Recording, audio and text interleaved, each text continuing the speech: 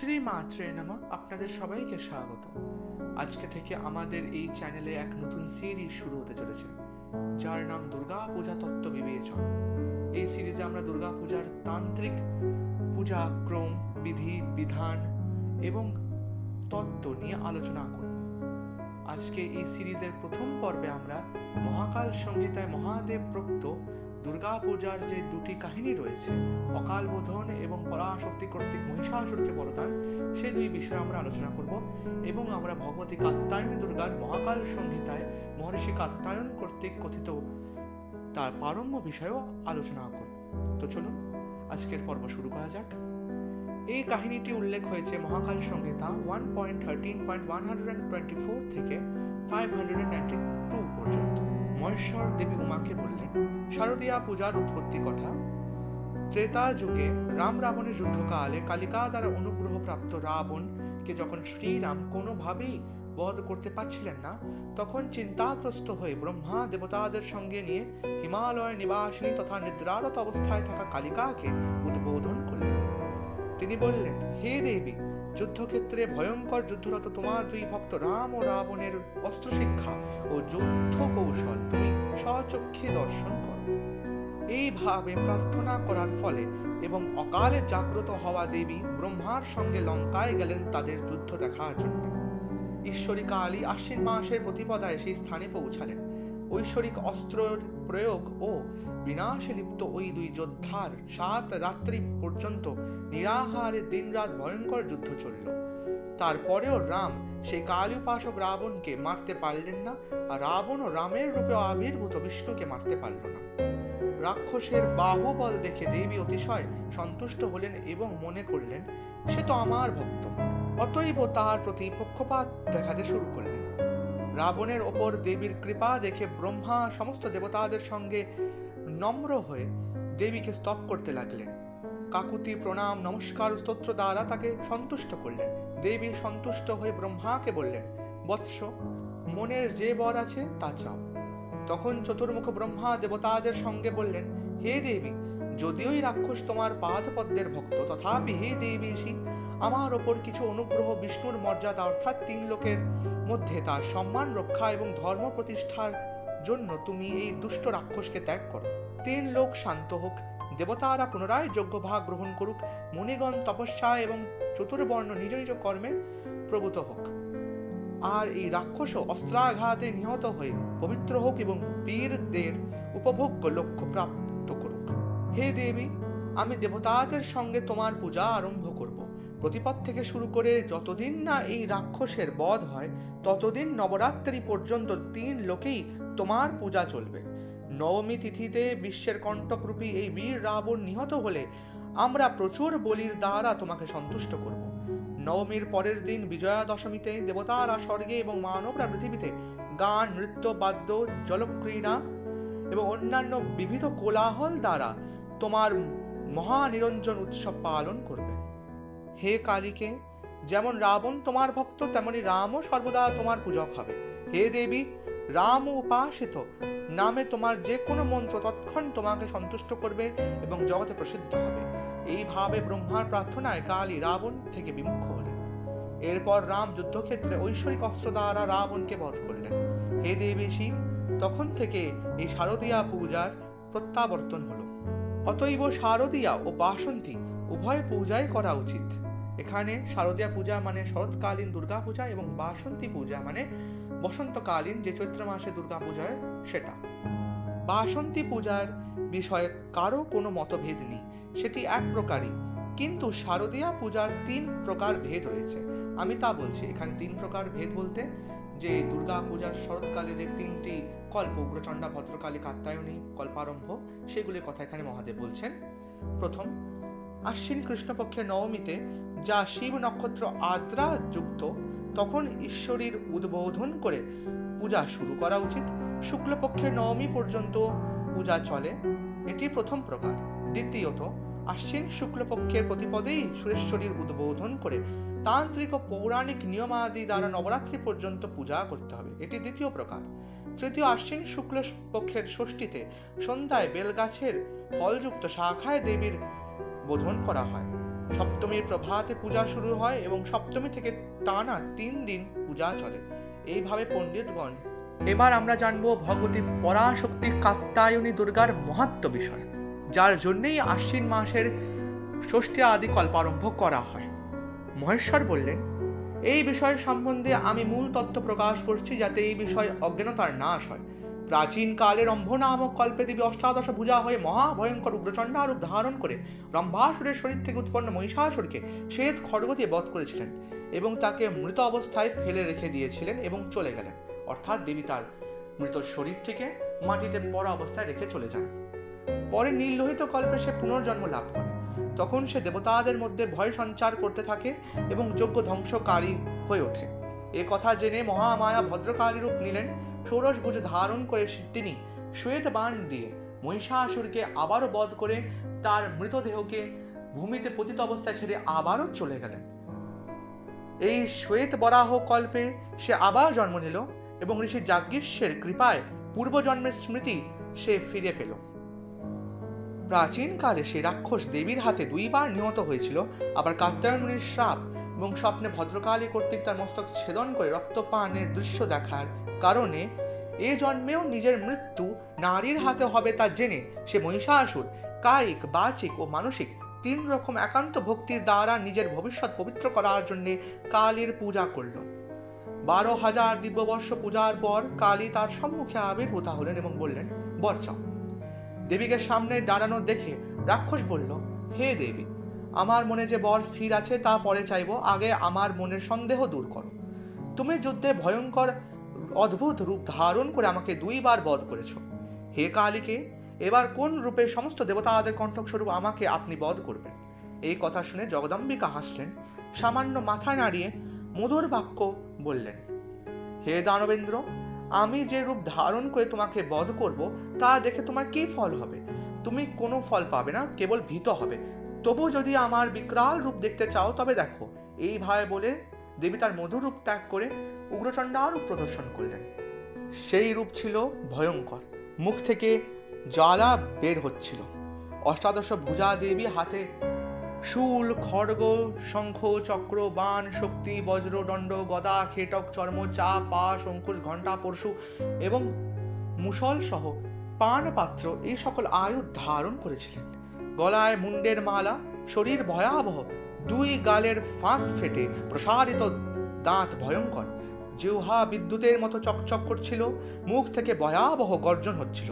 এই দৃশ্য দেখে মহিষাসুর চোখ বন্ধ করলো, হাত জোড় করে কালিকাকে বলল, হে দেবী, ত্রিলোককে সন্তুষ্ট করা এই রূপ তুমি ফিরিয়ে নাও। তখন দেবী আবারও সৌম্য রূপ ধারণ করলেন এবং সে শান্ত হল। এরপর পরমেশ্বরী ভদ্রকালী রূপ নিয়ে মহিষাসুরকে প্রদর্শিত করলেন। সেই রূপে দেবীর গলায় নাগহার এবং স্বর্ণহার ছিল। দেবী অতসী পুষ্পের ন্যায় বর্ণা ছিলেন এবং ষোড়শ ভুজা যুক্তা ছিলেন। তার 16টি ভুজায় গদা এবং পানপাত্র ছাড়া উগ্রচণ্ডার বাকি যা আয়ুধ আছে সেই সমস্ত আয়ুধই তিনি ধারণ করেছিলেন। এই রূপ অতীব ভয়ঙ্কর ছিল। এই দেখে তখন দানবাধিপতি আবারও ভয়াত্রস্ত হলে দেবী পুনরায় তার সম্যমূর্তি ধারণ করলেন। তখন দানবাধিপতি ভয়মুক্ত হয়ে বলল, হে দেবী, তুমি যদি এ ধরনের রূপ নিয়ে থাকো তবে বড় লাভে উদ্ধত আমি কেমন করে তোমার সঙ্গে যুদ্ধ করতে পারি? যেমন গরুড়ের সঙ্গে বিষহীন সর্পের যুদ্ধ, কিংবা পতঙ্গের সঙ্গে অগ্নির, অন্ধকারের সূর্যের সঙ্গে, হরিণের সিংহের সঙ্গে, বৃক্ষের বায়ুর সঙ্গে, ব্যাঙের সর্পের সঙ্গে, কিংবা প্রাণীর যমরাজের সঙ্গে যুদ্ধ অসম্ভব এবং হলে দুর্বল পক্ষ ধ্বংস হয়, তেমনি আমার তোমার সঙ্গে মহাযুদ্ধ অসম্ভব। তখন আবারও মহিষাসুর বলল, যা হয়েছে তা গেছে, এখন আমি তোমার কাছে 3 বর চাই। 1, এই জন্মে তুমি সৌম্যরূপে যজ্ঞভোজী দেবতাদের রক্ষার জন্য আমাকে হত্যা করবে। দ্বিতীয়ত, যতক্ষণ আমার প্রাণ থাকবে ততক্ষণ তোমার মুখচ্ছবি দর্শন করতে করতে তোমার বাঁ পা আমার মস্তকে স্থির থাকবে। 3, আমি দেবতাদের মতো যজ্ঞাংশ প্রাপ্ত হব। এইভাবে নতমস্তক মহিষাসুরের ভক্তিসহ কথা শুনে দেবী হালকা হাসি দিয়ে উত্তর দিলেন। পরাম্বা বললেন, হে দানবেন্দ্র, আমার মধুর সত্য বাক্য শোনো। রম্ভকল্পে তোমার পিতা রম্ভাসুর হিমালয়ে কঠোর তপ করে সদাশিব শঙ্করকে সন্তুষ্ট করেছিলেন। সন্তুষ্ট শঙ্কর বললেন, বর চাও। তখন রম্ভাসুর অন্য বর না চেয়ে এই বর চাইল, আপনি আমার পুত্র হন। ভক্তির কারণে আবদ্ধ এবং কর্মফলবশত মহেশ্বর এই বর দিলেন। কাম মোহিত রম্ভাসুর থেকে মহিষীর গর্ভে তুমি জন্ম নিলে। তুমি সাধারণ রাক্ষস নও, সাক্ষাৎ রুদ্ররূপ। হে মহাবাহ, তোমার অসুর ভাব জেনে শিব আমার কাছে তোমার বধের জন্য প্রার্থনা করলে আমি যুদ্ধে তোমাকে বধ করি। এটি রম্ভকল্পের ঘটনা। তবু সেই কারণে পুনরায় তোমার মধ্যে অসুর ভাব জন্ম নেয়। পরে রম্ভাসুরের দেহ থেকে তোমার পূর্ণর জন্ম হলে আমি ভদ্রকালী রূপে দেবতাদের প্রার্থনায় আবারও তোমাকে বধ করি। এই জন্মেও তোমার অসুর ভাব বৃদ্ধি পেয়েছিল হে অসুরোত্তম, কিন্তু আমার আরাধনার শক্তিতে তা ধ্বংস হলো। ব্রাহ্মণ ঋষিদের যজ্ঞাদির প্রতি যে বিরাগ ছিল তাও দূর হলো। তোমার পূর্বজন্মের যে তেজ ও ঐশ্বর্য ছিল আমার আরাধনার কারণে এই জন্মেও তা লাভ করলে। হে অসুরাধীপ, যতদিন তোমার দেহে অসুর ভাব থাকবে ততদিন আমি তোমাকে বধ করে কাঁচা মাংসের দুর্গন্ধের মতো ফেলে রাখবো। এখানে একটি তাত্ত্বিক কথা আমরা জানতে পারছি। আসলে ব্যাপারটি হচ্ছে গিয়ে যে 3 কল্প ধরে দেবী আদ্যাশক্তি মহিষাসুরের ভেতরে 3 প্রকার মল বিনষ্ট করছেন। প্রথমে উগ্রচণ্ডা রূপে তিনি তামসিক মল বিনাশ করলেন, তাই তার রূপ ছিল অতীব ভয়ঙ্কর। এরপর তিনি নীললোহিত কল্পে ভদ্রকালী রূপ ধারণ করে মহিষাসুরের ভেতরে যে রাজসিক মল ছিল তা তিনি সংহার করলেন। তাই ভদ্রকালী না বেশি উগ্র না বেশি সৌম্য। এবং এই বর্তমান শ্বেত বরাহ কল্পে দেবী পরাশক্তি কাত্যায়নী রূপে মহিষাসুরকে বধ করলেন। এই করে তিনি তার ভেতরে সাত্ত্বিক মল সেটিও ধ্বংস করলেন এবং তার শরীর যখন এই সমস্ত মল মুক্ত হলো তখন দেবী তাকে তার বাম পদের নিচে স্থান দিলেন। এটি কিন্তু খুবই গুরুত্বপূর্ণ তাত্ত্বিক কথা, যা মহাকাল সংহিতায় ইনডাইরেক্টলি বলা হয়েছে। এবার দেবী তারপর বললেন, এখন আমি তোমার ওপর মহান অনুগ্রহ করব হে দানব শ্রেষ্ঠ। এ প্রসঙ্গে আমার কাছ থেকে কারণটি শোনো। প্রাচীনকালে তোমার কঠিন তপস্যা এবং পরে মুনির শাপের মূল কারণ কাহিনী এইরকম। প্রাচীনকালে প্রাপ্ত বরদানের গর্ভে মাতাল হয়ে ইন্দ্রসহ দেবতাদের পরাজিত করে পরম ঐশ্বর্য লাভ করার পর তুমি বড় বড় রাক্ষসদের নিয়ে পৃথিবীর একদিক ওই দিক ঘুরে বেড়াতে লাগলে। তখন তুমি নির্ভয় সারা বিশ্বকে দাস বানিয়ে নিজের ইচ্ছা মতো যেখানে খুশি যেতে এবং তপস্বীদের সঙ্গে প্রতারণা করতে করতে কাত্যায়ন নামক ঋষির আশ্রমে পৌঁছালে। তপোধনীদের মধ্যে শ্রেষ্ঠ সেই কাত্যায়ন ঋষি তখন আশ্রমে ছিলেন না। তিনি কাঁধে কুঠার নিয়ে ধীরে ধীরে বেদ পাঠ করতে করতে ফল, কন্দমূল ও পাতা সংগ্রহ করার জন্য কোথাও গিয়েছিলেন। তার শিষ্য কপট তখন যোগাভ্যাসে নিমগ্ন ছিল। কাত্যায়নের কুটিরের পাশে বেলগাছের নিচে বসে অগ্নিহোত্র সম্পন্ন করে শীতকালে শীতকাতুর হয়ে রোদ পোয়াচ্ছিল। তার গলায় রুদ্রাক্ষের মালা এবং শরীরে ভস্য ছিল। মৃগচর্মের ওপর আসন বিছিয়ে বসেছিল। সে নিরাকার জ্যোতির ধ্যান করছিল, শাশ্বত বেদ জপ করছিল, চোখ বন্ধ করেছিল এবং বাহ্য জ্ঞান থেকে সম্পূর্ণ শূন্য ছিল। সে মোক্ষের জন্য তুরীয় মন্ত্র জপ করছিল। সুখের সঙ্গে নাশ বায়ুর চালেও অন্তর্মুখী ধ্যানে নিমগ্ন ছিল। সেই অবস্থায় তাকে দেখে তুমি হেসে দ্রুততার সঙ্গে তোমার সমস্ত দানব অনুচরদের সামনে প্রদর্শন করে বলছিলে। মহিষাসুর তখন বলল, হে দানবগণ, আমার কৌতুক ভরা কথা শোনো। তোমরা কি কখনো এমন কোনো মায়া বল বা সামর্থ্য দেখেছ যে এই তপস্বীকে নারী ইত্যাদি ভোগ বস্তুর কামনায় বিভ্রান্ত করতে পারে, যে তার অন্তর্মুখী মনকে হঠাৎ টেনে বহির্মুখী করতে পারে? যদি এমন কেউ থাকে তবে আমি তাকেই মহামায়াবী বলবো। অনুচররা নিজেদের অক্ষমতা জানালে তখন তুমি আবার ভাবলে, এই শিষ্য তো বাহ্যজ্ঞান শূন্য, গভীর ধ্যানে নিমগ্ন। আমি ইচ্ছা করলে একে মুহূর্তেই সাধারণ মানুষের মতো মোহিত করতে পারি। হে অসুরেরা, তোমরা মায়াবল সম্মোহন, বশীকরণের কৌশল, লীলাকর্ম আর আমার হাস্যোন্মুখ স্বেচ্ছা বিনোদ দেখো। এমন বলে তুমি তৎক্ষণ এক অপূর্ব কামিনীর রূপ ধারণ করলে। সেই রূপ ত্রিলোককে মোহিত করার মতো ছিল। প্রাচীনকালে সমুদ্র মন্থনের শেষে যখন অমৃতের জন্য সুর অসুর মধ্যে বিরোধ হয়েছিল, তখন তাদের মোহিত করতে বিষ্ণু যে রূপ নিয়েছিলেন তুমি মায়া বলে তার চেয়েও সুন্দর রূপ ধারণ করলে। সেই রূপে ছিল দিব্য অলঙ্কার, দিব্য বস্ত্র, দিব্যমালা ও সুগন্ধিত অনুলেপ। অন্যদিকে মহর্ষি কাত্যায়নের বাঁ চোখ ফটফট করছিল। এই হেন অশুভ লক্ষণ দেখে মহর্ষি কাত্যায়ন নিজের মনে মনে ভাবতে লাগলেন, আশ্রমে থাকা তপস্বীরা প্রায় বিপদে পড়ে। রাক্ষসরা অগ্নিগৃহ ধ্বংস করে জোরপূর্বক তপস্বীদের ধরে নিয়ে যায়। আমার কৃপায় পশুরা অন্তত নিরাপদ। হয়তো পূর্ণকেতু নামক রাজা আমার দর্শনের ইচ্ছায় এসেছেন এবং তার সেনার কারণেই হট্টগোল হচ্ছে। এমন ভাবতে ভাবতে কাত্যায়ন ঋষি আশ্রমে ফিরলেন। সেখানে দেখলেন তপস্বীদের বিশাল আবাস এলোমেলো। শিশু ও নারীরা ভীত, তপস্বীরা পালাচ্ছে। ভয় বৃদ্ধমুনি অগ্নিহোত্রের অগ্নির দিকে ছুটলেন এবং এক ঋষিকে কান্না চিৎকারের কারণ জিজ্ঞাসা করলেন।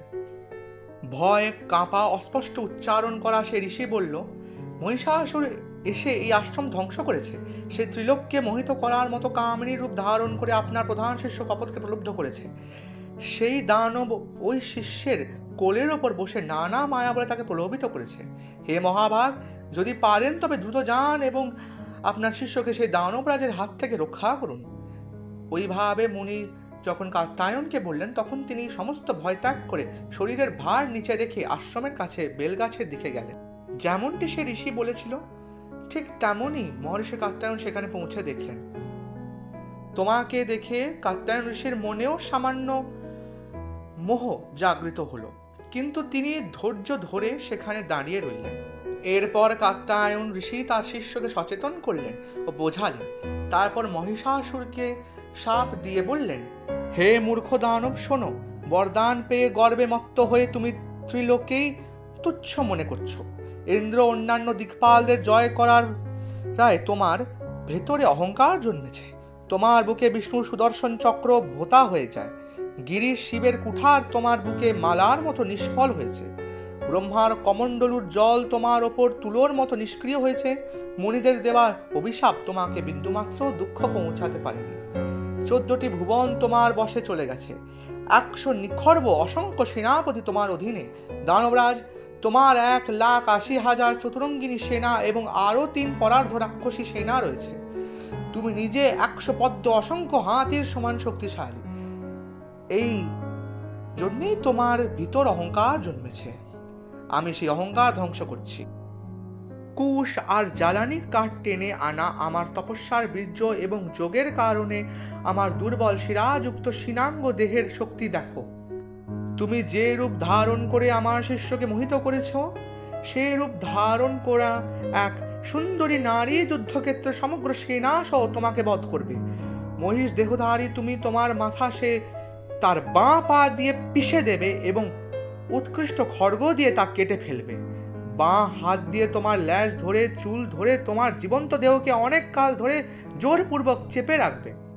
ঋষির এমন কথা শুনে দানবরাজ মহিষাসুর কপট মুনির কোল থেকে উঠে দাঁড়ালো এবং ক্রোধে চোখ লাল করে কাত্যায়নকে বলল, হে নীচ তপস্বী, কেবল কথার জোরে তুমি আমাকে ভয় দেখাতে পারবে না। তোমার হাতে কোনো অস্ত্র নেই, শক্তিও নেই। ব্রহ্মার কমণ্ডলুর পবিত্র মন্ত্রজল, দানব নাশক বিষ্ণুর সুদর্শন চক্র, মহাপ্রলয়কারী শিবের পরশু অথবা দিকপালদের অন্যান্য অস্ত্র, এসব আমার বুকে ফুলের মতোই আঘাতহীন পড়েছে। যেখানে দেবতাদের অবস্থা, সেখানে তোমার মতো মুনির দেওয়া অভিশাপ কি প্রভাব ঘটাবে? আর কোন নারীর এমন মনোহর রূপ আছে যে কোমল অঙ্গ প্রত্যঙ্গ নিয়ে নানা অস্ত্রশস্ত্র হাতে আমার সঙ্গে ভয়ঙ্কর যুদ্ধে অবতীর্ণ হবে? আমার শির কেটে নেবে, চুল ধরে আমাকে টেনে নিয়ে যাবে। সে কোন নারী? একটু তো দেখাও। হে মূর্খ, দেখাও সে সুন্দরী কোথায় বাস করে। যদি না দেখাও তবে মিথ্যাবাদী তুমি, আমি তোমায় খেয়ে নেব। এমন বলায় সেই বিদ্যাবান ঋষি একটু ভীত হলেন, কিন্তু পরে কাত্যায়ন মুনি অন্তরে ধ্যান করে আমার দেবীর স্মরণে এলেন।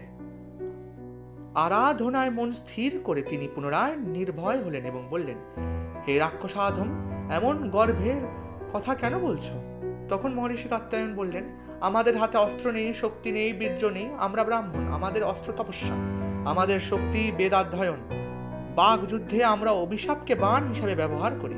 তুমি বলছো ব্রহ্মা, বিষ্ণু, শিব ও ইন্দ্র প্রভৃতি দেবতাদের অস্ত্র তোমার বুকে ফুলের মালার মতো অকেজ হয়েছে। হে মহামূর্খ, তার থেকেও তীক্ষ্ণ এক অস্ত্র আছে, যা অগ্নিকেও নিভিয়ে দেয়, আকাশে চলার সময় কোটি সূর্যের মতো জ্বলে ওঠে, যা ত্রিলোকের কাছে দৃশ্যমান হয়, যা তোমার বুকে পড়েও নিষ্ফল হয়নি সেই মহাশক্তিশালী সত্য নামক অস্ত্র, তা কখনো ব্যর্থ হয় না। এরপর মহর্ষি কাত্যায়ন মহিষাসুরকে ঋষি মাহাত্ম্য নিয়ে অনেক কথাই বললেন। আমি স্ক্রিনে দিয়ে দিচ্ছি সেই সমস্ত কিছু, সবই আমি স্ক্রিনে দিচ্ছি, আপনারা নিজেরা পজ করে করে পড়ে নিতে পারেন। আমি মেন কথাগুলো বলছি, কারণ পুরোটি যদি আমি বলি তাহলে ভিডিওটি। এবার মহর্ষি কাত্যায়ন সেই নারীর মাহাত্ম্য বলছে। নারী কে? এই নারী আর কেউ নয়, আমাদের দশভুজা মা দুর্গা, কাত্যায়নী দুর্গাই। কারণ এখানে কাত্যায়ন ঋষি মহিষাসুরকে এই শ্বেত বরাহ কল্পে তাকে নিধনকারিণী নারীর বিষয় বলছেন, এবং এই নারী যে কাত্যায়নী দুর্গা তা তো মহাকাল সংহিতায় স্পষ্ট বর্ণিত হয়েছে। অতএব এই কাত্যায়ন ঋষি কর্তৃক কথিত যে মাহাত্ম্য, তার কারণ না কেবল এবং কেবল ভগবতী কাত্যায়নী দুর্গারই মাহাত্ম্য। তার কারণ শ্বেত বরাহ কল্পে এই মহিষাসুরকে তো কাত্যায়নী দুর্গাই বধ করেছেন, এটা কালিকা পুরাণ এবং মহাকাল সংহিতা উভয়ের বক্তব্য। এবার দেখি কাত্যায়ন ঋষি কর্তৃক ভগবতী কাত্যায়নী দুর্গার মাহাত্ম্য বিষয়। এরপর কাত্যায়ন বললেন, হে মায়াবিন, যেভাবে তুমি কপট ঋষিকে মোহিত করার জন্যে মায়ার দ্বারা এক অপূর্ব সৌন্দর্যপূর্ণ রূপ ধারণ করেছিলে এবং যা তিনটি লোককেই মোহিত করে, সেই তোমার রূপ ওই নারীর রূপের 1,00,00,000 নয়, যার নখ চন্দ্র সম শোভা তিনটি লোককেই ছাপিয়ে যায় এবং কোটি কোটি চন্দ্রও যার সমক্ষে হতে পারে না। হে অসুরোত্তম, তিলোত্তমা, উর্বশী, রম্ভা, ঘৃতাচি, মেনকা প্রভৃতি লক্ষ লক্ষ জন্ম ধরে কঠিন তপস্যা করলেও তার দাসীর দাসত্ব লাভ করতে পারে না। তার সামনে কি লক্ষ্মী, কি রতি, কি ইন্দ্রাণী কেউই তুল্য নয়। হাজার ব্রহ্মা একত্র হলেও তার রূপ সৃষ্টি করতে কখনো সক্ষম নয়, এ একেবারেই সত্য। কোটি কোটি চন্দ্র আর পদ্ম তপস্যা করেও প্রাণ বিসর্জন দিলে তার মুখ শোভা পায় না। তার কেশ পাশের তুলনা লক্ষ লক্ষ চামর কিংবা ময়ূরও করতে অক্ষম। মাছ আর হরিণ কোটি কোটি সংখ্যাতেও তার নয়নের সমানতা করতে পারে না। কামদেবের লীলা, পৃথিবীর সুইশানতা, বায়ুর বল, সমুদ্রের গভীরতা, মেরু পর্বতের স্থিরতা, বুদ্ধদের করুণা, এই সবই তার লীলা। সুইশানতা প্রভৃতির তুলনায় কিছু নেই। হে মহাবল, যুদ্ধে অসংখ্য বিষ্ণুর জয় শক্তি, কচ্ছপের ভার বহন ক্ষমতা, কাল, যম আর মৃত্যুর ক্রোধ সবই তার জয় শক্তি, ক্রোধ এবং ভার বহন ক্ষমতার তুলনায় অক্ষম। হে দানব, বেশি বলার প্রয়োজন নেই, আমার কথায় বিশ্বাস করো।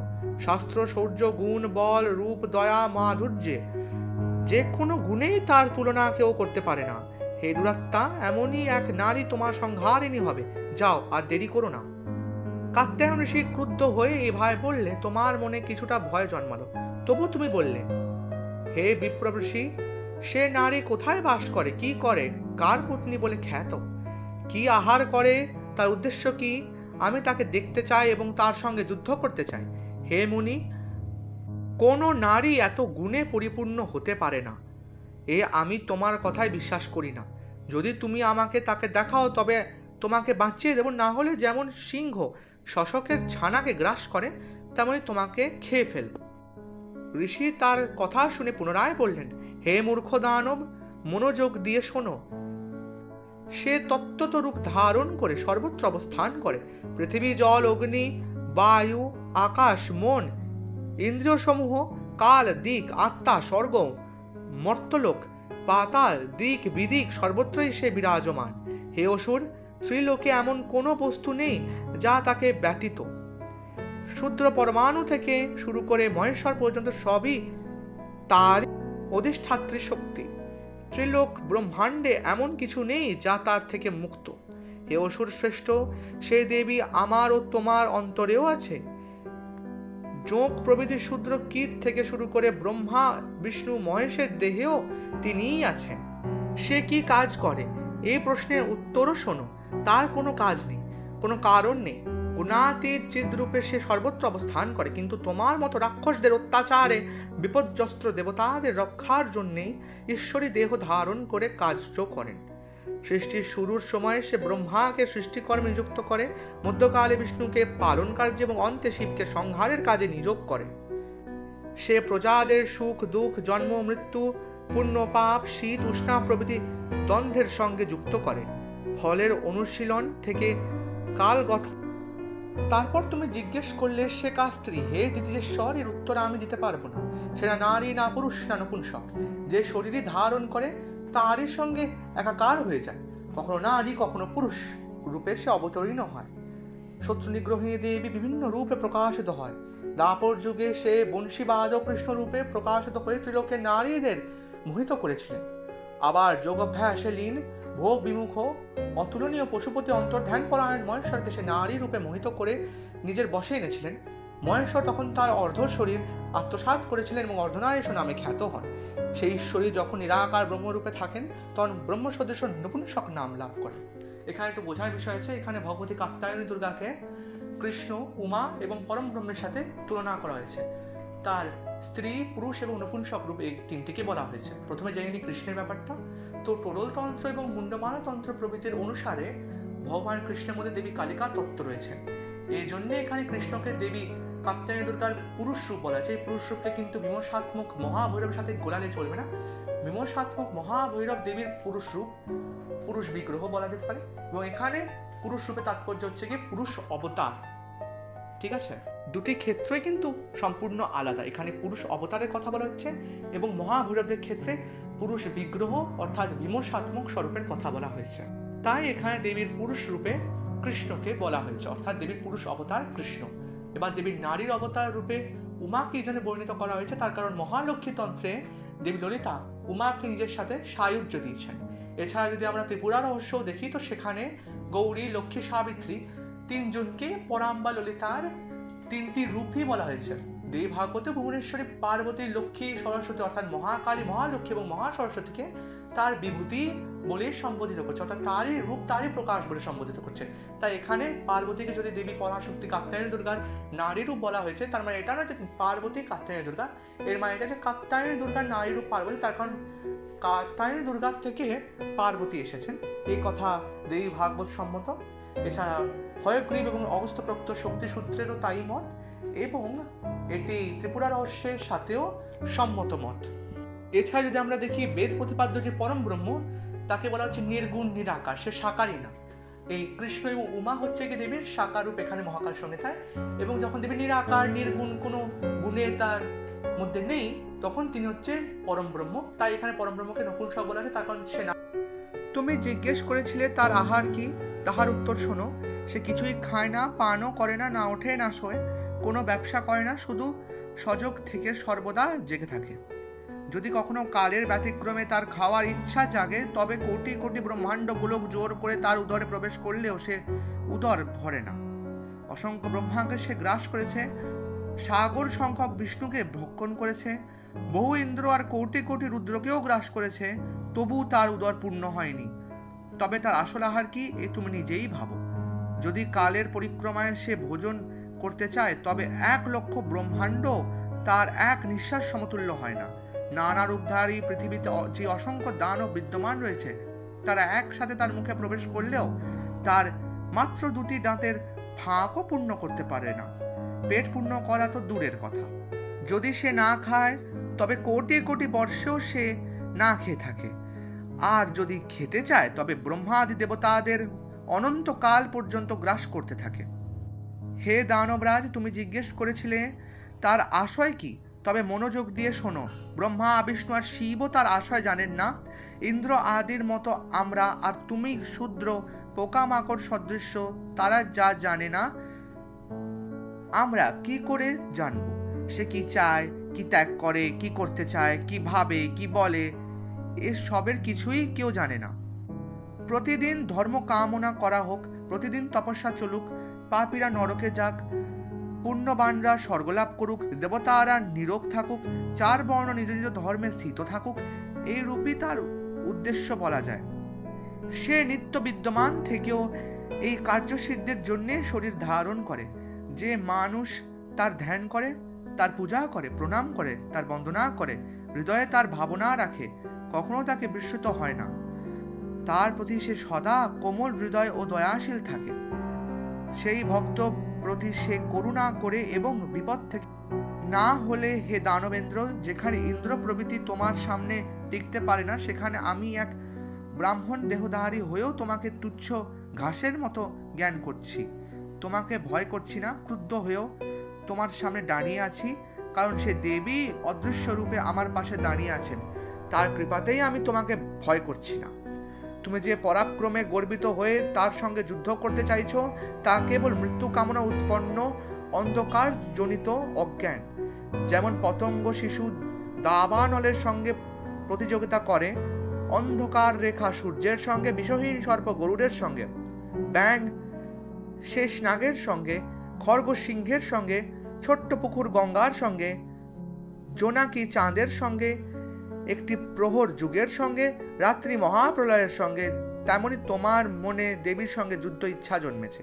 হে দানব, যদি সত্যি তার সঙ্গে যুদ্ধ করতে চাও, তবে তোমার সেনা, তোমার বংশ আর তোমার গণ সহ তৎক্ষণ বিনষ্ট হয়ে যাবে। এরপর মহিষাসুরকে মহর্ষি কাত্যায়ন ভালো করে বোঝান, কিন্তু তখন মহিষাসুর মহর্ষি কাত্যায়নকে বলল, যদি সে সর্বব্যাপিনী, তাহলে তো সেই বিল্ল বৃক্ষের মধ্যে আছে, ডাকো তাকে, দেখি কিরম সে। তখন মহর্ষি কাত্যায়ন সেই বিল্ল বৃক্ষের মধ্যে দেবী কাত্যায়নী দুর্গার স্তব করে তাকে আবাহন। এরপর মহর্ষি কাত্যায়নকে রক্ষার জন্য ভগবতী কাত্যায়নী দুর্গা বিল্ল বৃক্ষ থেকে দিব্যরূপে আবির্ভূতা হলেন। তারপর তার এবং মহিষাসুরের মধ্যে ভয়ঙ্কর যুদ্ধ শুরু হলো। তখন সে ভয়াবহ যুদ্ধ দেখে মহর্ষি কাত্যায়ন এবং তার শিষ্য কপোত সেখান থেকে ভয় পালিয়ে গেলেন। মহিষাসুরকে যুদ্ধরত অবস্থায় দেখে চিক্ষুর, তামর আদি মহিষাসুরের সেনাপতিগণ এবং তার বিশাল রাক্ষস বাহিনী দেবী দুর্গার ওপর ঝাঁপিয়ে পড়ল। তখন দেবী কাত্যায়নী দুর্গার শৃঙ্গপৃষ্ঠে আসীনা ছিলেন। তার দক্ষিণা হস্তে বাণ এবং বাম হস্তে ধনুষ ছিল। তিনি তার 4 সখী দ্বারা পরিব্রতা ছিলেন। এরা সম্ভবত উগ্রচণ্ডা, প্রচণ্ডা, চণ্ডগ্রা, চণ্ডনায়িকা প্রভৃতি যে কাত্যায়নী দুর্গার অষ্টশক্তি বা অষ্টনায়িকার আমরা কথা পাই, তাদের মধ্যে থেকে কোনো 4 জন হবেন। ঠিক সেই সময় রম্ভাসুরের বৃদ্ধ মন্ত্রী যুগধর সেখানে এসে পৌঁছালো এবং মহিষাসুরের 2 হাত ধরে তাকে সেখান থেকে দূরে নিয়ে গেল এবং যুদ্ধক্ষেত্রের বাইরে নিয়ে গিয়ে মহিষাসুরের সামনে নম্র হয়ে এই কথাগুলি বলল। হে প্রভু, এই সময় ওই দিব্য স্ত্রীর সঙ্গে যুদ্ধ করার সময় নয়। একে কখনোই সাধারণ নারী সম ভেব না। আমি তো এই মনে করি যে দানব বংশকে নাশ করার জন্যেই কাল রাত্রি রূপে সে আবির্ভূতা হয়েছে। কারণ হাতে অস্ত্রশস্ত্র ধারণ করা তোমার অসংখ্য সৈন্যবাহিনীর সঙ্গে যুদ্ধ করার জন্যেও সে একাকী এবং নির্ভীকভাবে দাঁড়িয়ে আছে। তোমার ভয়ে সমস্ত দেবতারা ইন্দ্রকে নিয়ে পালিয়ে যায়।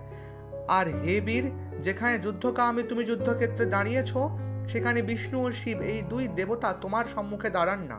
অথচ এই একা নারী 10 সহস্র ভুজা ধারণ করে তো আমাদের সম্মুখে নির্ভীকভাবে আনন্দময় মৃদু হাসি হাসতে হাসতে দাঁড়িয়ে আছে। হে রম্ভনন্দন, এর পশ্চাতে নিশ্চয়ই কোনো ছোটখাটো কারণ নেই। অতএব অচিন্ত রূপিণী এই স্ত্রীর সঙ্গে যুদ্ধ করো না। এই জন্য আমি তোমার কাছে হাত জোড় করছি এবং তোমার চরণে পড়ছি। যুদ্ধের জন্য প্রস্তুত সমগ্র সেনাবাহিনীকে ফিরিয়ে দাও। ষড়গুণ্য, নীতি, যুদ্ধ বা কর্তব্যের বিষয়ে যেখানে তোমার পিতা কোনোদিন আমার কথায় লঙ্ঘন করেননি, তুমিও আজ নীতিসম্মত সেই বাক্যই অনুসরণ করো। নীতির জন্য বৃহস্পতি ও শুক্রাচার্যের তন্ত্র আমি তোমাকে বাল্যকালে পাঠ করিয়েছি। এই কারণে আমি তোমার গুরু। অতএব হে ঈশ্বর, গুরুর যুক্তিপূর্ণ উক্তিকে মান্য করো। যুদ্ধ থেকে বিরত থাকার আরেকটি কারণ আমি তোমাকে বলছি। হে মহাবাক, সেটি শোনো এবং শুনে যথাচিত করো। তোমার পিতা দীর্ঘকাল ভগবান শিবের কঠিন তপস্যা করে সমস্ত দানবদের শত্রুভূত তোমার মতো এক পুত্রকে লাভ করেছিলেন। তোমার জন্ম হতেই দেবতারা অমরাবতী ত্যাগ করলো এবং তোমার অনুগত দানবরাও দেবতাদের দ্বারা সৃষ্ট ভয় ত্যাগ করলো। দেবতাদের স্ত্রী লোকেরা ক্রোধন করতে লাগলো আর দানবদের স্ত্রী লোকেরা হাসতে লাগলো। এরপর হে দানব, যখন তুমি 5 বছরের বালক হলে, তখন তোমাকে দেখে তোমার পিতা রম্ভাসুর অতি প্রফুল্ল হলেন। একবার যুদ্ধে দুর্জয় তোমার পিতা রম্ভাসুর আমাদের 8 অমাত্যর সঙ্গে উত্তর কুরু দেশে গিয়ে সুরবীক্ষণ ইত্যাদিতে অপ্সরাদের সঙ্গে অনেক দিন ক্রীড়া করেছিলেন। অনেক দিন ঘৃতাচি নামক অপ্সরার সঙ্গে ক্রীড়া করে তোমার পিতা যখন স্নান করার ইচ্ছা করলেন, তখন মন্ত্রীদের সঙ্গে রামকেশ্বরে এলেন। সেখানে গিয়ে তিনি এক জলাশয়ের মধ্যে অবস্থান করে দীর্ঘকাল স্নান করলেন। এরপর সে জলাশয় থেকে উঠে তিনি উত্তম হিরণ্যপুরে যাওয়ার ইচ্ছা করলেন।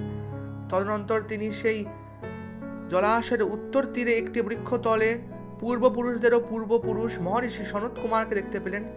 আত্মসাক্ষাৎকারমূলক ধ্যানের কারণে তার চোখ বন্ধ ছিল এবং 2-3 শিষ্য সেখানে হাত জোর করে বসেছিল। ব্রহ্মার মানসপুত্র সেই সনত কুমার দ্বিতীয় ব্রহ্মার ন্যায় ছিলেন। তার দেহ বিভূতিতে অলঙ্কৃত ছিল। তিনি শিবের ধ্যানে লীন ছিলেন। গলায় রুদ্রাক্ষের মালা শোভিত ছিল। জটা জুটে তিনি অলঙ্কৃত ছিলেন। তোমার পিতা তাকে প্রজ্বলিত অগ্নির মতো তেজোময় দেখতে পেলেন। এরপরে প্রণাম করার জন্য তিনি বিনয়সহ তার কাছে গেলেন। প্রদক্ষিণার মাধ্যমে অভিবাদন করে পৃথিবীতে দণ্ডবত প্রণাম করলেন এবং তার মুখের দিকে দৃষ্টিপাত করতে করতে নিম্রশির হয়ে বসে পড়লেন। এরপর মনীষীর মৃদু হাসি সহকারে কুশল প্রশ্নযুক্ত বাক্য তাকে এবং আমাদের সকলকেই অনুগ্রহিত করলেন। হে দানবেন্দ্র, দেবতাদের সঙ্গে কথোপকথনের সময় দেবর্ষি আদর সহকারে তোমার কুশল জিজ্ঞাসা করলেন। ভক্তিতে অবনত শির হয়ে তোমার পিতা তখন তাকে উত্তর দিলেন, হে তপোদন দেবর্ষি, আমার পুত্র এখনো যুবক হয়নি, কুশলেই আছে এবং আপনার আশীর্বাদে দিনে দিনে বৃদ্ধি পাচ্ছে। আদিকাল থেকে আমাদের আনন্দ দিয়ে এসেছে, কিন্তু হে ঋষিবর, যদি সে জীবিত থাকে তবে যৌবনকালে দেবতাদের যন্ত্রণায় কারণে প্রাণ ত্যাগ করবে। বিষ্ণুর নানা সমরশালী উদ্যোগের যোগে কোনো দানবীর চক্রের অগ্নিতে দগ্ধ হয়ে দেহ নিয়ে টিকে থাকতে পারেনি। সেই বিষ্ণুই আমার পুত্রকেও সুদর্শন চক্র দিয়ে বধ করবে। হে তপোধনী, এই চিন্তায় আমাকে দিনরাত কুড়ে কুড়ে খাচ্ছে। আমার এই পুত্রের আয়ু ও ভবিষ্যৎ দুটোই কেমন হবে? হে ভগবান, আপনি সর্বজ্ঞ এবং চরাচরের গুরু, অতীত ও অনাগতকে জানেন। সরাসরি দ্বিতীয় ব্রহ্মার ন্যায় ইচ্ছা করলে বিশ্বকে পরিবর্তন করতে সক্ষম। আমি আমার পুত্রের আপনার দ্বারা নির্দিষ্ট ভবিষ্যৎ জানতে চাই। তার ঐশ্বর্য কেমন হবে? তার আয়ু কত হবে? যুদ্ধক্ষেত্রে তার পরাক্রম কেমন হবে? তার বল কতখানি হবে? তার চতুরঙ্গিনী সেনা কত হবে? তোমার পিতার এমন কথায় তখন ব্রহ্মার মানসপুত্র কিছুটা হাসলেন এবং তোমার পিতা, হে রম্ভাসুর, যথার্থ কথা বলছি, আমার এই বচন শোনো। তোমার সঙ্গে যারা মন্ত্রীবর্গ এখানে এসেছেন তারাও শুনুন। এই পুত্রকে সাধারণ দানবের মতো কখনোই মনে করো না। তোমার কঠোর তপস্যা অসংখ্য পুণ্যের ফলে এই পুত্র সরাসরি কোনো মহাপুরুষেরই অবতার রূপে জন্ম নিয়েছে। তোমার এই পুত্রকে বিষ্ণু সুদর্শন চক্র দ্বারা কোনোদিন বধ করতে পারবে না। হে রম্ভ, এ তোমার মহাভাগ্য যে তোমার পুত্র চরাচর জগৎ এবং সমগ্র ব্রহ্মাণ্ডের অধিপতি হবে। ইন্দ্র প্রভৃতি 10 দিকপাল এবং অন্য সব দেব জাতীয় এর অধীন হয়ে পরিচারকের মতো থাকবে।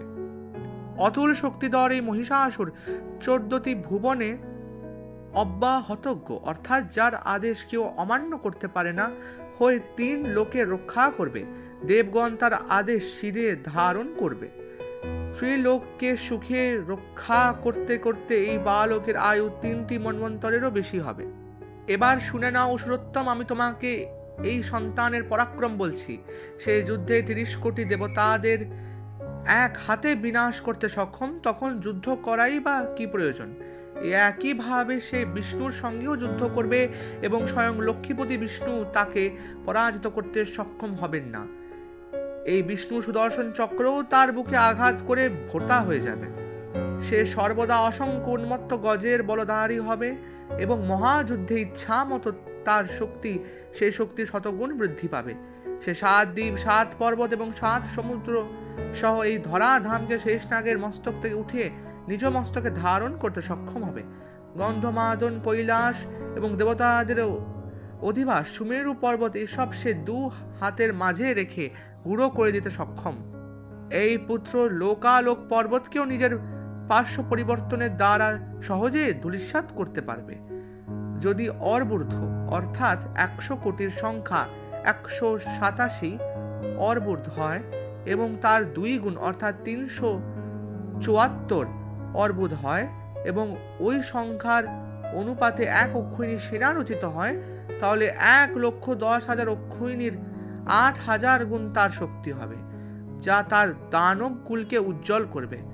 দনুকুলে জন্ম নেওয়া অন্য সব যুদ্ধে দুর্মদ দানব, যাদের সংখ্যা 3 পরার্ধ হবে, তারাই সর্বদা তোমার পুত্রের অনুগামী থাকবে। হে মহাভাগ, আমার পিতার সৃষ্টিতে এমন দানব, দৈত্য বা অসুর আজ জন্ম নেয়নি। হে অসুর, তুমি তোমার পুত্রের সাম্রাজ্য, আয়ু, পরাক্রম, চতুরঙ্গিনী সেনা ও শক্তি সম্পর্কে আমাকে যা জিজ্ঞাসা করেছিলে আমি সবই বলেছি। অতীত বা ভবিষ্যতের কোনো দানব, দৈত্য কিংবা দেবতা 3 লোকেই তোমার পুত্রের সঙ্গে তুলনায় হবে না।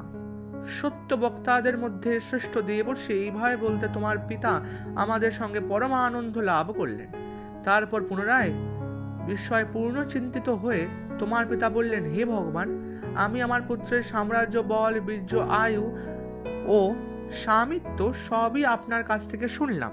তখন রম্ভাসুর মহর্ষি সনত কুমারকে তার পুত্রের মৃত্যু বিষয়ে জিজ্ঞাসা করলে তখন সনত কুমার তাকে মহর্ষি কাত্যায়নের আশ্রমে মহিষাসুরের মায়াবল দ্বারা এক নারী রূপ ধারণ করে কপোত ঋষিকে মোহিত করার, মহর্ষি কাত্যায়নের কপোতকে সচেত করা, মহর্ষি কাত্যায়ন দত্ত মহিষাসুরকে অভিশাপ এবং তারপর মহিষাসুরের কাত্যায়ন কথিত সেই নারীকে দর্শনের ইচ্ছা এবং কাত্যায়ন ঋষির সেই পরাপ শক্তিকে বিল্ল বৃক্ষে আবাহন এবং এই সমস্ত কথা তখন সনত কুমার মহর্ষি রম্ভাসুরকে বললেন। এইসব কথা শুনে তখন মহিষাসুরের পিতা রম্ভাসুর সনত কুমার ঋষিকে সেই নারীর বিষয়ে জিজ্ঞাসা করলেন। তখন মহর্ষি সনত কুমার বললেন, একটু হালকা রেগে গিয়ে, হে দানব, তাকে 4টি বেদ, ইতিহাস এবং 4টি পুরাণ তাত্ত্বিকভাবে যায় না, বিষ্ণু শিবও তাকে যায় না, আমার পিতাও যায় না, আমি নিজেও প্রকৃতভাবে সেই নারীকে যাই না। হে মন্দবুদ্ধি, দূষিত উদ্দেশ্য সম্পন্ন, তুমি তাকে কিভাবে জানবে? এখন অবধি যা তুমি জিজ্ঞাসা করেছো তা আমি তোমাকে উত্তর দিয়েছি, তা যথেষ্ট। এখন এরপর আর কিছু জিজ্ঞাসা করলে আমি উত্তর দেব না। হে রম্ভ, যাও, দেরি করো না। এইভাবে বলায় মাথা কম্পিত করা সেই মুনিশ্রেষ্ঠকে সামান্য ক্রুদ্ধ ভেবে তোমার পিতা মাথা নত করে তাকে প্রণাম করলেন এবং তার আজ্ঞা নিয়ে আমরা সেখান থেকে ফিরে এলাম। এই সমস্ত ঘটনা আমি পূর্বে স্বয়ং দেখেছি এবং শুনেছি। আমি তোমার পিতার সর্বদা অনুচর ছিলাম। হে মহামতে, এটি কাত্যায়ন ঋষির আশ্রম তা আমি জানতাম এবং এই আশ্রমে সেই যোগীদের মধ্যে শ্রেষ্ঠের বাস, যার নামে অভিহিতা হয় সে অতি সুন্দরী নারী কাত্যায়নীর নাম পেয়েছে, এটিও আমি জানতাম। এখানে সেই কপোতেরও বাস, যাকে তুমি এক মুহূর্তে মুগ্ধ করেছিলে, এটিও আমি জানতাম। সেই ফলের মধ্যে থেকে যে দৈব আকারে নারী বের হয়েছে, সনত কুমার কর্তৃক বলা হয়েছে, তা সেই একই। আমি মনে করি তোমার এবং এই যুক্ত দানবদের কর্মক্রম অনুসারে বিনাশকালও প্রায় উপস্থিত হয়েছে। যদি তুমি এই নারীটির সঙ্গে যুদ্ধ করবে তবে আজই মৃত্যু হবে তোমার। পূর্বে মুনির বাক্য চিন্তা করে আমি রীতে এটি নিশ্চিত করেছি। হে মহিষাসুর, যদি তুমি আমার এই কল্যাণকারী বাক্য না শোনো, হে মহিষ, এই একাকী নারী দ্বারা সেনাপতিদের নিহত হয়ে দেখে তুমি নিজেকে পাপী মনে করবে। হে দেব, আমি রহস্যতি মুনি সনত কুমারের দ্বারা তোমাকে জানালাম, এটি শুনে রীতে যা ভাবো তেমন করো। তখন মহিষাসুর যুগধরের কথায় বিশ্বাস করে নিজের সৈন্য আদিদের ফিরিয়ে নিল এবং সেখান থেকে চলে গেল। কিন্তু তার যাওয়ার আগে কপোত ঋষি তাকে কাত্যায়ন ঋষির ন্যায় একটি অভিশাপ দিলেন। তখন পুনরায় আদ্যাশক্তি বললেন, মহিষাসুর যখন কপোত ঋষির শাপ শুনল, তারপর এইভাবে শুনে সেই শিষ্যকে উপেক্ষা করে এবং গুরু শিষ্যের শাপে ভয় তুমি আশ্রম থেকে পালিয়ে গেলে।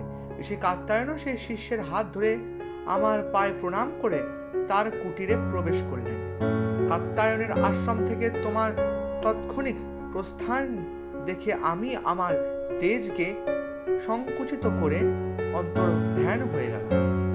হিরণ্যপুর অর্থাৎ মহিষাসুরের যে পুর, তার নাম হিরণ্যপুর। যেরকম রাবণের লঙ্কা বা ভণ্ডাসুরের শূন্যক, সেরকম মহিষাসুরের যে পুর, তার নাম হিরণ্যপুর।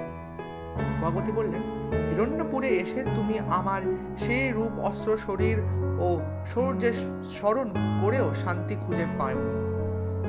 যুগন্ধরের মুখ থেকে বের হওয়া সনত কুমারের সেই বাক্য, কাত্যায়ন ঋষির শাপ, বেল বৃক্ষ থেকে আমার আবির্ভাব এবং অপরূপ অস্ত্র রূপসহ আমার প্রদর্শন দেখে ভয়, হে দানব, তুমি ভক্তিভাবে আমার আশ্রয়ে এলে।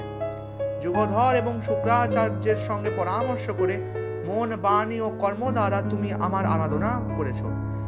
আমার 16 অক্ষরের মন্ত্র যা রুদ্র প্রতিদিন জপ করে, তা তুমি শুক্রাচার্যের কাছ থেকে গ্রহণ করে 1 কোটি জপ করেছ। হে দানবেন্দ্র, সেই মন্ত্র দ্বারা আহুতিতে মন্ত্রের আরাধনা দ্বারা বিমোহিত হয়ে আমি তোমার কাছে বর। এরপর আমার সর্বভৌম এবং কল্যাণকর বাক্য শোনো। তুমি যে বর চেয়েছ এবং ঋষি যে শাপ দিয়েছেন, তোমার ভাগ্যবশত এই সুযোগ দুয়ের মিলনের জন্য এসেছে। হে মহাদানব, তাদের মধ্যে প্রথমটি হলো, আমি উগ্রচণ্ডা রূপে এই জন্মে তোমাকে মারব না। দ্বিতীয়টি হলো, তুমি যে রূপ দেখে ভয় পেয়েছ, আমি সেই ভদ্রকালী রূপ ধারণ করব না, বরং বেল বৃক্ষের মধ্যে তুমি যেমন ভাবে আমার রূপ দেখেছ, আমি সেই রূপ ধারণ করব এবং তোমার বধ করব, এতে কোনো সন্দেহ নেই। হে দ্বিতীয়দের রাজা, আমার সেই অনুপম রূপ দেখার ফলে তোমার প্রাণ তোমার শরীর থেকে বের হবে না।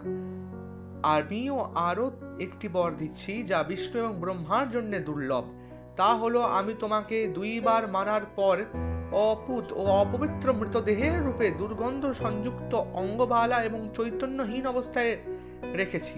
এবার বজ্রের মতো কঠোর তোমার বক্ষস্থলকে ত্রিশূল দ্বারা ছেদ করে পগড়ি দিয়ে বাঁধা তোমার চুলকে বাম হাত দিয়ে ধরে মহিষাকৃতির দেহের ওপর আমার বাঁ পা রেখে কিছু ভ্রূমঙ্গ কুটিল দৃষ্টিতে তোমাকে সম্মান সহ দেখে ঋষি দ্বারা নির্ধারিত রূপ ধারণ করে উন্মুক্ত চুল সহ অবস্থান করব এবং তুমি আমার মুখচন্দ্র থেকে বের হওয়া শোভাময় কিরণামৃতকে নিজের চোখ দিয়ে গ্রহণ করবে।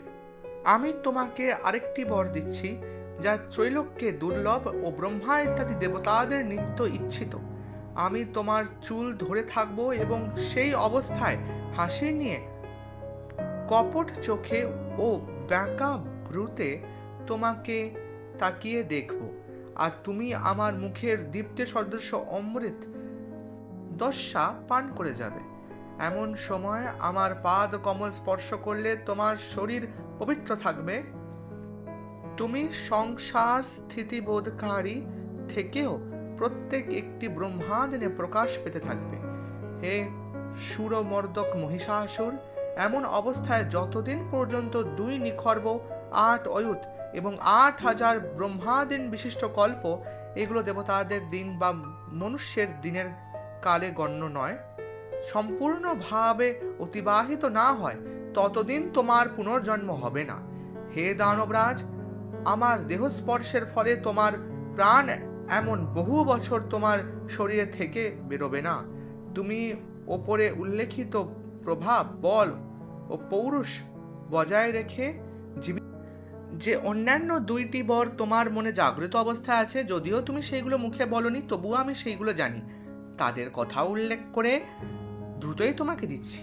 তোমার অন্তরে তুমি যে ভেবে রেখেছ যে অন্যান্য জনসমূহের ন্যায় তুমিও আমার এই শরীরকে বহন করিয়া নানা স্থলে পরিভ্রমণ করাবে, এই বিষয়ে আমি তোমাকে শ্রবণ সুখদ উত্তর দিচ্ছি। হে দৈত্যরাজ, অল্প পুণ্য বা অল্প তপস্যা করে কেউই আমাকে বহন করতে পারেনি। প্রাচীনকালেই বিষ্ণু 10 সহস্র কল্প তপস্যা করেছিলেন। তৎপরবর্তীতে তিনি নরসিংহ রূপ ধারণ করে আমার বাহন হলেন। তদ্রূপ শিব প্রাচীনকালে দীর্ঘকাল আমার আরাধনা করিয়া শিবারূপ ও ভৈরব রূপ ধারণ করিয়া সর্বদা আমার সান্নিধ্যের জন্য আমার আসন হতে গেলেন। আমাকে সবাসনা জেনে শিব 3টি শরীর ধারণ করলেন। সে 3 দেহের 3 গুণ, 3 রূপ এবং 3 ধরনের অঙ্গ থাকিল। তাদের নাম পরপর রুদ্র, ঈশ্বর ও সদাশিব রূপে পরিচিত হল। উপরোক্ত 3টি এবং ব্রহ্মা বিষ্ণু এই 5 মিলিয়া পঞ্চপ্রেত রূপ ধারণ করিল ও সম্মিলিত ভাবে শ্রেষ্ঠ তপস্যা করিল। তারপর প্রেত নাম প্রাপ্ত হইয়া তারা 3 বাহন হইল। এমনি ভাবে যুগ, পুরাণ, উপবেদ, বেদ, তপ, যজ্ঞ, দিকপাল, অষ্টসিদ্ধি, সমুদ্র, সুমেরু, অগ্নি, কামদেব, যম, বাসুকি, অনন্ত এসবকেই কাল অর্থাৎ প্রথম, শুক্কর, কচ্ছপ, ঘোড়া, মেঘ ইত্যাদি তপস্যা ও পূজার দ্বারা আমাকে তুষ্ট করে কোটি কোটি জন্মের দুর্লভ ভাবে আমার বাহনত্ব অর্জন করতে হয়েছে। তোমার মৃতদেহে রূপান্তরিত না হওয়া এই দেহটি, যা লোলীয়, চঞ্চল, উৎকণ্ঠিত, আমার বাম পায়ের ভার বহনকারী বাহন হয়ে উঠবে। আরও একটি বর যে আমি সর্বদা যজ্ঞাংশের ভোগ করি, তার জন্য তোমার মনে যে উৎকণ্ঠটা রয়েছে তারও সমাধান আমি তোমাকে দেব। ব্রহ্মা যজ্ঞে যতগুলো অংশের কল্পনা করেছিলেন সেইগুলোকে পৃথক করে দেবতাদের মধ্যে তিনি বিতরিত করেছেন। আর কোনো যজ্ঞাংশ অবশিষ্ট নেই। তবুও হে অসুর, যেখানে যেখানে আমার শারদী পূজা অনুষ্ঠিত হবে, সেখানে সেখানে উগ্রচণ্ডা, প্রচণ্ডা ইত্যাদি আমার 8 নায়িকার পূজা সম্পন্ন হওয়ার পরে তোমারও পূজা অনুষ্ঠিত হবে। এইভাবেই তোমাকে আমি যজ্ঞাংশ প্রদান করলাম। যদি তোমার মনে এরকম ইচ্ছা হয়েছে যে আমি দেবীর সঙ্গে যুদ্ধ করব না, শত্রুতার আচরণ করব না, প্রত্যুত এর প্রতি দৃঢ় ভক্তি রাখব আর সারা জীবনে এর সাথে থাকবো, তা কদাপি হবে না। এর কারণ আমার থেকে শোনো। সমস্ত দেবতারা স্বর্গচ্যুত হয়েছে, যোগভাগ থেকে রহিত হয়ে গেছে, মানুষদের থেকেও নিচে হয়ে প্রচ্ছত্র রূপে তারা পৃথিবীতে ঘুরে বেড়াচ্ছে। ওদের রক্ষার জন্য আমি এমনটা কোনোদিনই হতে দেব না। আরেকটা কারণ হলো তোমার চতুরঙ্গিনী সেনা। দানব বলের সাথে তারা ত্রিলোকে স্থির হতে পারছে না। ওদেরকে মেরে এই ত্রিলোককে আমাকে খালি করতে হবে। তুমি শিব, বরদানের জন্য রম্ভের পুত্র হয়েছ। 3 মন্বন্তর থেকে কিছু অধিক কাল অবধি তুমি ত্রিলোকে রাজ্য ভোগ করেছ। এরপর তোমাকে আর দৈত্য শরীরে থাকতে হবে না। এবার তুমি আমার লোকে নিচে স্থিত তোমার পুরে ফিরে যাও। মহর্ষি কাত্যায়নের অভিশাপের কারণে যুদ্ধের সময় তোমার এরকম ভক্তি থাকবে না। এই প্রকার কপট ঋষিরও শ্রাপ রয়েছে। এই প্রকার এই 5 কারণ আমি তোমাকে বললাম, যেগুলি হলো: প্রথম, দেবতাদের পুনঃ স্বর্গে প্রতিষ্ঠিত করা এবং যজ্ঞভাগ দেওয়া; দ্বিতীয়ত, ত্রিলোকে তোমার রাক্ষস সেনাকে বধ করা; তৃতীয়ত, শিবের নিজের পুরে যাওয়া; চতুর্থ, কাত্যায়ন ঋষির শ্রাপ; এবং পঞ্চম, কপট মুনির শ্রাপ। এরকম কথা বলে এবং মহিষাসুরকে বরদান দিয়ে ভগবতী কালিকা সেখান থেকে অন্তর্ধান হলেন। অন্তর্ধান হওয়ার সাথে সাথেই মহিষাসুর নিজের আসরিক প্রবৃত্তি ফিরে পেল। পরে সমস্ত দেবতাদের শরীর থেকে তেজপুঞ্জ বেরোলো এবং যেমনটা আমরা জানি, ভগবতী কাত্যায়নী দুর্গা তখন মহিষাসুরকে সসৈন্য বধ করলেন। এখানে কিছু গুরুত্বপূর্ণ বিষয় আছে যেগুলো আমি ক্লিয়ার করে দিতে চাই। প্রথমত হলো যে প্রশ্ন আসছে এখানে, যে দেবী মহিষাসুরকে বরদান দিচ্ছেন তিনি কে? কালিকা পুরাণে তাকে ভদ্রকালী বলা হয়েছে, কিন্তু মহাকাল সংহিতায় মহিষাসুর ভদ্রকালীকে দেখেও ভয় পাচ্ছে বলে আমরা বলতে পারি যে এই দেবী মোটেও ভদ্রকালী নন। তাহলে কি ইনি গুহ্যকালী? তো তার উত্তর আমার মনে হয় না। তার কারণ হচ্ছে গিয়ে এখানে যেমনটা আমি পূর্বে বললাম, তিনি মধুর রূপ ধারণ করেছিলেন। তো আমার মনে হয় না এটি গুহ্যকালী হবেন, কারণ তার রূপ অত্যন্ত উগ্র। সম্ভবত ইনি আদ্যাকালী, যিনি মহিষাসুরের থেকে সন্তুষ্ট হয়ে এসেছেন। যতদূর আমি জানি, ষোড়শাক্ষরী মন্ত্র আদ্যাকালীর একটি মন্ত্র। হয়তো এই মন্ত্র গুহ্যকালীরও হতে পারে, আই এম নট শিওর। তবে যেই মন্ত্র এই মহাকাল সংহিতায় দেওয়া হয়েছে তার সাথে আমি অনেকটা আদ্যাকালীর কিছু কিছু মন্ত্রের মিল পাচ্ছি, তাই আমি কথাটি বলছি। ইট ইজ পসিবল যে ইনি আদ্যাকালী হতে পারেন। খুবই রেয়ার চান্সেস ইনি গুহ্যকালী হতে পারেন, কিন্তু ইনি গুহ্যকালী বা আদ্যাকালী হবেন। আরেকটি কথা, আদ্যাকালী কিন্তু গুহ্যকালী। গুহ্যকালীর একাক্ষরী রূপ এবং আদ্যাকালীর রূপের মধ্যে কিন্তু অনেকটা সিমিলারিটিস রয়েছে। এর পরের কথাটি এখানে কিন্তু বলা হচ্ছে যে মহিষাসুরের মৃতদেহে পরিবর্তিত না হওয়া সবটিকে দেবী তার বাম চরণের বহনকারী বাহন বানাবেন এবং সে সদা দেবীর মুখচ্ছবি দেখতে থাকবে, অর্থাৎ সে বেঁচে থাকবে। এবার প্রশ্ন আসছে, যদি সে বেঁচে থাকবে তাহলে দেবী যে 5টি কারণ দিলেন বা দেবীর যে নাম মহিষগ্নি, মহিষাসুরমর্দিনী, সেটা কি করে হলো? এর উত্তর আমি দিচ্ছি। যেমনটা আমি পূর্বে বললাম, দেবী ত্রিকল্প ধরে মহিষাসুরের ভেতরে সাত্ত্বিক, রাজসিক এবং তামসিক মলকে বিনাশ করছে। এই শ্বেত বরাহ কল্পে যখন কাত্যায়নী দুর্গা ত্রিশূল দ্বারা মহিষাসুরের ভেতরের সাত্ত্বিক মল বিনষ্ট করলেন, তখন তার সেই অসুর শরীরকে তিনি বধ করলেন এবং তাকে দিব্য শরীর দিলেন এবং সেই দিব্য শরীরের দ্বারাই মহিষাসুর দেবীর মুখচ্ছবি দেখতে থাকলো এবং অনন্ত অনন্ত কাল অব্দি তার বাম চরণে স্থান পেল। আর সম্ভবত ভগবান শিব তখন মহিষাসুরের দেহ থেকে আলাদা হয়ে তার কৈলাসে চলে গেলেন। এখানে শিবকে, সেটি আমি আমার পূর্বের ভিডিওতে ক্লিয়ার করেছি যে এখানকার শিব তিনি সদাশিবই। চাইলে আমার পূর্ব ভিডিওতে আপনারা দেখে নিতে পারেন, সেটি আমি আই বাটনে দিয়ে দিয়েছি। তো এটা আমি যেটা বললাম সেটা মহাকাল সংহিতাকে আমি ডিপলি স্টাডি করে বলছি যে এটাই হয়তো হয়েছে, এটার আমি 95% চান্সেস দিচ্ছি এটাই হয়েছে, এটাই এর এক্সপ্লেনেশন। কারণ এছাড়া আমার মাথায় তো আর কোনো লজিক্যাল এক্সপ্লেনেশন আসছে না। তো আজকের ভিডিও খুবই বড় হয়ে গেছে, আর এই ভিডিওটাকে বড় করব না।